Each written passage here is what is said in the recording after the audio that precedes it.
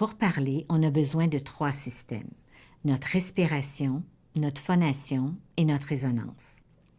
La respiration est notre source d'énergie. C'est l'air qu'on utilise pour produire et faire vibrer les plis vocaux. L'air qui sort de nos poumons, qui passe à travers les plis vocaux et les fait vibrer. Pour qu'il y ait vibration, il faut qu'il y ait une résistance qui soit créée au niveau du larynx. Alors nos 2 plis vocaux se collent ensemble et offrent une résistance à l'air. L'air pousse en dessous des plis vocaux, arrive à vaincre la résistance et là, les plis vocaux se mettent à vibrer les uns contre les autres. Et c'est ce qui fait notre voix.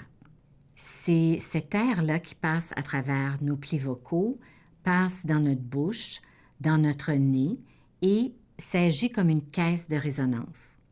Et d'ailleurs, c'est cette partie-là de notre voix qui donne les caractéristiques typiques d'une personne et c'est ce qui fait qu'on peut différencier une personne d'une autre.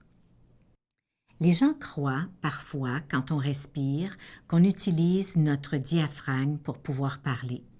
Or, c'est faux. Le diaphragme est un muscle de l'inspiration qu'on utilise pour entrer l'air dans les poumons, mais il n'est pas utilisé quand on parle.